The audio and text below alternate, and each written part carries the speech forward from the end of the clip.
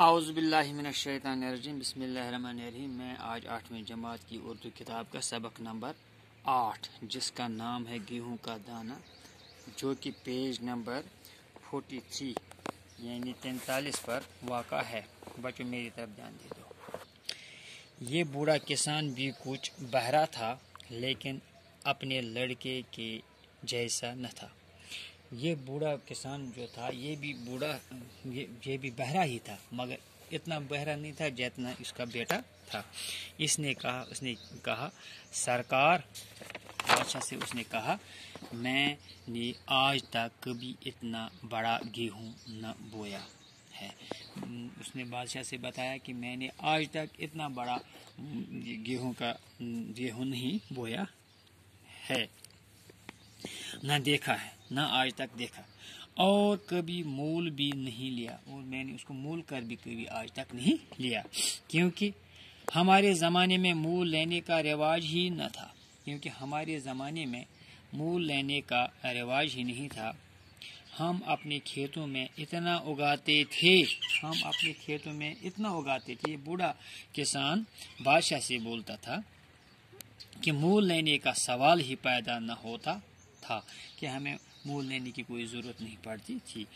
ان دنوں روپیہ پیسہ بھی نہ تھا، ان دنوں یعنی اس بوڑھے کسان کے بچپن میں پیسے بھی بہت کم ہی تھے۔ ہمارا گیہوں آج کے گیہوں سے بڑا نہ تھا۔ ہمارا گیہوں جو تھا، اس بوڑھے کسان نے بتایا بادشاہ سے کہ اس کے زمانے کا گیہوں کا دانہ جو تھا وہ جس زمانے میں وہ بات کر رہے تھے اس زمانے جیسا ہی تھا۔ میں نے اپنے والد کی زبانی اتنا بڑے گیہوں کا ذکر تو سنا ہے، یعنی اس بوڑھے کسان نے اپنے باپ کی زبانی یہ سنا کہ اس زمانے میں ایسا گیہوں ہوتا،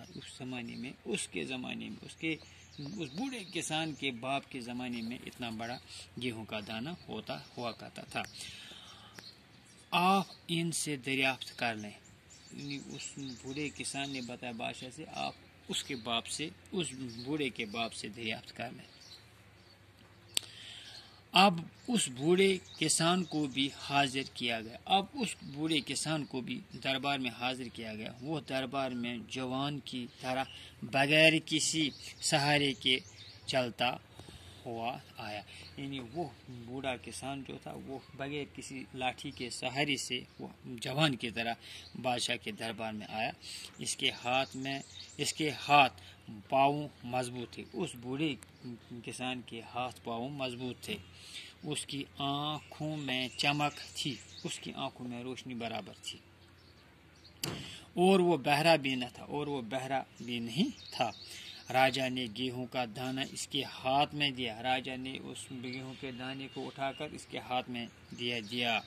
اس نے جیسے ہی اس گیہوں کو ہاتھ میں لیا، اس گیہوں کے دانے کو ہاتھ میں لیا تو مارے خوشی کے اچھل پڑا اور بولا، اس کی زبردست وہ خوشی سے وہ اچھل پڑا وہ بوڑھا کسان۔ یہ تو میرے زمانے کا گیہوں ہے، یہ تو میرے زمانے کا گیہوں کا دانہ ہے۔ انشاءاللہ باقی ہم کل پڑھیں گے۔ باقی وسلام۔